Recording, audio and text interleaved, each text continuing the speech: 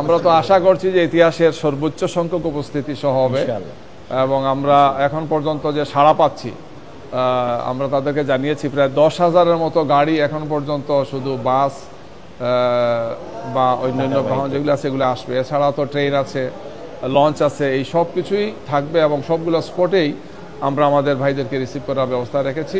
ওনারা আমাদেরকে এই ব্যাপারে সহযোগিতা করবে। সংখ্যা তো এখনই বলা যাচ্ছে না, তবে সেটা কয়েক লাখ তো হবে। মিলিয়ন ম্যান মার্চ আমরা আশা করছি ইনশাল্লাহ।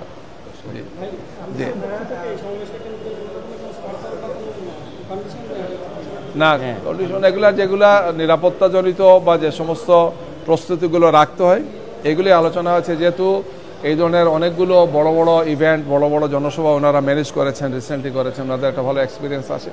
তারপরেও এগুলো বিষয়ে আলোচনা আসছে যে আমরা যাতে সব ক্ষেত্রেই আমাদের এই বিটার্ড মুভ, অনেক লোক আসবেন, যাতে কোনো অনাকাঙ্ক্ষিত অপ্রত্যাশিত কিছু যাতে না হয়, ব্যাপারে যাতে আমরা প্রয়োজনীয় সাবধান থাকি, ব্যবস্থাপনা যাতে আমাদের সেখানে থাকে আর থাকবে ইনশাআল্লাহ। আমরা এটা প্রক্রিয়াধীন আছে, আমরা কার্ড নিয়ে যাচ্ছি বিভিন্ন দলের কাছে, আমরা দাওয়াত দিচ্ছি জারি করেছি।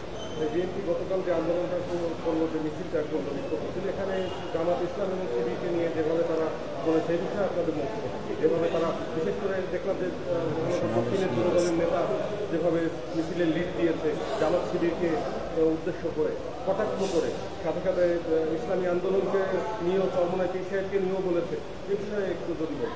জামাত ইসলামী এবং ইসলামী ছাত্র শিবির গণতান্ত্রিক আন্দোলনে আমরা দীর্ঘদিন থেকে আছি এবং আমাদের ভূমিকা সবসময় ছিল রাজনীতির ক্ষেত্রে, গণতন্ত্রের ক্ষেত্রে, দেশের স্বার্থে, দেশের কল্যাণে। আমরা যে কোনো সমালোচনাকে সবসময় ওয়েলকাম জানিয়েছি, আমরা এখনও ওয়েলকাম জানাচ্ছি। আমরা আমাদের কাজ করছি, আমাদের নীতি পদ্ধতি, আমাদের কর্মসূচি দেশবাসীর কাছে স্পষ্ট আছে। আমরা এগুলো নিয়ে যেতে চাই, এগুলো আমাদের কাছে কোনো হেডেক না। আমরা মনে করি যে পজিটিভলি, গণতান্ত্রিকভাবে এবং সৃজনশীলভাবে যদি আমি ভূমিকা রাখতে পারি, জনগণ সেটাকে ওয়েলকাম জানাবেন। ধন্যবাদ সবাইকে।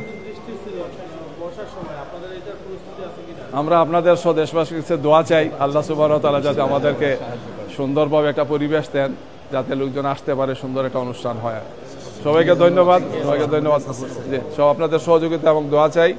আর আমরা দাওয়াত দেবো, আমরা আগামী 17 তারিখ 12টার সময় জাতীয় প্রেস ক্লাবে আমরা আমাদের সেক্রেটারি জেনারেল সহ কেন্দ্রীয় নেতৃবৃন্দ আপনাদেরকে ফাইনাল ব্রিফ করবেন। এটা আমরা কার্ড দেবো, আমরা জানাবো আপনাদেরকে।